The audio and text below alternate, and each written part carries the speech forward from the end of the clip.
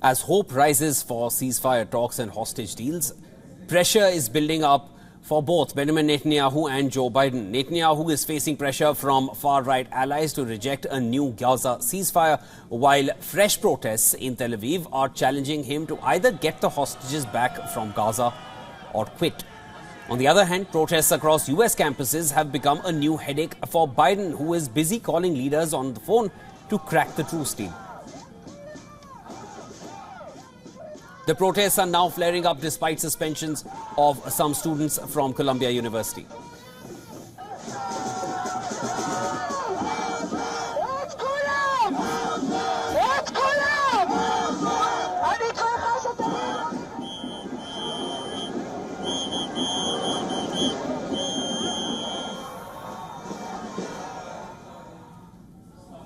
US Secretary of State Anthony Blinken discussed the urgent need to reduce tensions in West Asia as he met with Saudi Crown Prince Mohammed bin Salman. Blinken highlighted that the utmost need of the hour is to achieve a ceasefire and that Washington will continue efforts in this regard. Hamas has before it a proposal that is extraordinarily generous on the part of Israel. And in this moment, the only thing standing between the people of Gaza and a ceasefire is Hamas. They have to decide, and they have to decide quickly.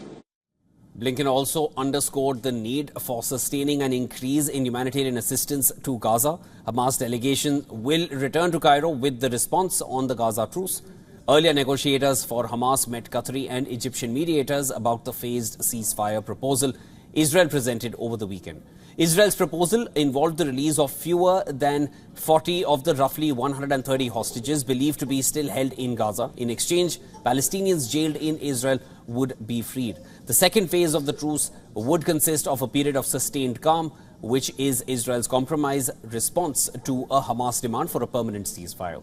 Meanwhile, President Biden, on a phone call with his Egyptian counterpart Abdel Fattah el-Sisi, discussed the deal to secure the release of hostages together with an immediate ceasefire in Gaza. Biden confirmed that the US, together with Egypt and Qatar, would work to ensure the full implementation of its terms.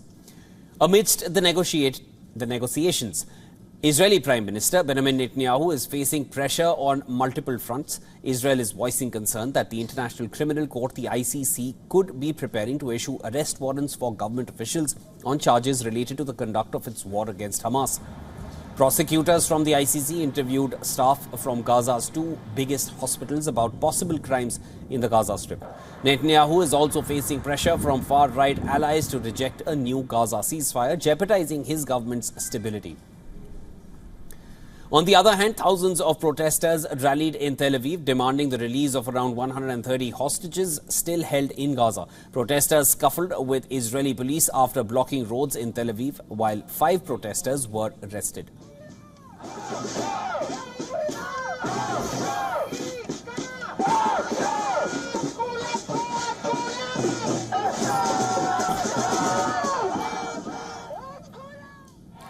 Meanwhile, in the US, Columbia University has begun suspending pro-Palestinian activists who refused to dismantle a tent encampment on its New York City campus.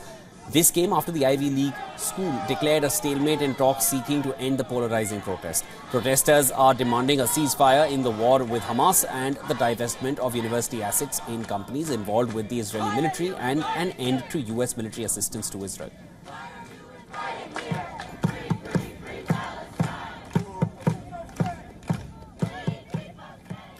For more on this, we earlier spoke with Dr. Malcolm Davis, who's a senior analyst in defense strategy and capability at Australian Strategic Policy Institute. He joined us from Canberra. Here's what he had to say on the matter.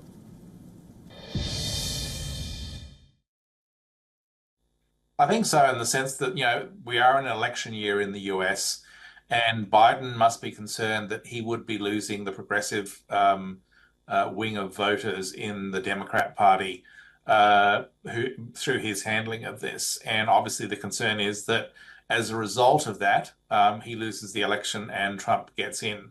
So I think that Biden is trying to bring this conflict to a close. You now have widespread civil unrest occurring across US cities and universities, which is unhelpful to Biden's image of trying to be a statesman.